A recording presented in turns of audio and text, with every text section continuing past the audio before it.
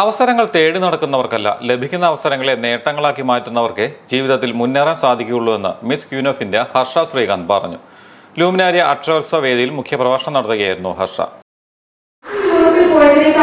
ഞങ്ങൾ നോക്കിയിരുന്നത് അനിലേക്ക് യൂറോപ്പിൽ പോകാൻ വേണ്ടിയിട്ടാണ്. കാരണം അദ്ദേഹം പോയി വന്നിട്ട് വേണം അദ്ദേഹത്തിന്റെ പോയിന്റ് ഓഫ് വ്യൂവിൽ കഥ കേൾക്കാൻ അല്ലെ.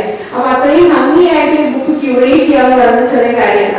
അത് ഇത്തിരിയൊക്കെ എടുത്ത് അറിയാവുന്നതുകൊണ്ട് പറയുകയാണ്, തീരെ ചെറിയ കാര്യമല്ല.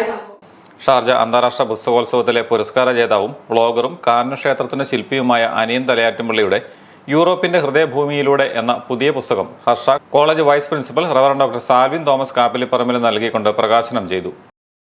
ഒരു പുസ്തകം പൂർണ്ണമാകണമെങ്കിൽ അതിൽ ഇങ്ങനെയുള്ള ആസ്വാദനങ്ങൾ അതിലാദ്യം വരുമ്പോൾ അതിൻ്റെ ഒരു മാനം വേറൊരു തലത്തിലേക്ക് പോവുകയാണ്.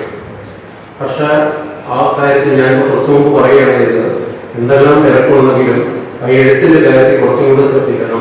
എഴുത്തിന് കൂടുതൽ സമയം കണ്ടെത്തണം. അത് കഴിയും. അതിനുള്ള കാഴ്ചപ്പാടും അതിനുള്ള നോക്കും ഒന്നാന്തരം ലാംഗ്വേജുമുണ്ട് എന്ന് ഞാൻ പറയുന്നത്. എനിക്ക് ഇത് പുസ്തകമാക്കാനുള്ള ഒരു സാഹചര്യം വന്നപ്പോൾ ഈ എഴുതിയ പ്രോഡക്റ്റ് ഒന്നും ഒരിക്കലും ഏറിപ്പോകുന്നില്ല. എനിക്കതിനെ പറ്റിയൊരു ഭാഗ്യം ആർട്ടിസ്റ്റ് നമ്പൂരിയും സുമംഗലയും ആടമ്പും ശശി തരൂരും സന്തോഷ് പോകുന്നതിന് നമ്മുടെ പ്രിയപ്പെട്ട സാഹചര്യം ഈ ഹർഷയും എല്ലാവരും കടയിൽ കയ്യൊട്ടി ആക്കിയപ്പോൾ ഈ പുസ്തകങ്ങൾക്ക് ഒരു പ്രത്യേക മാനം വന്നു. ആ മാനം വന്നത് ഞാൻ സോഷ്യൽ മീഡിയ സാഹിത്യത്തിന് ഒരു രണ്ടാമത്തെയായിട്ട് കരുതിയിരുന്ന കാലത്ത് നിന്നാണ്.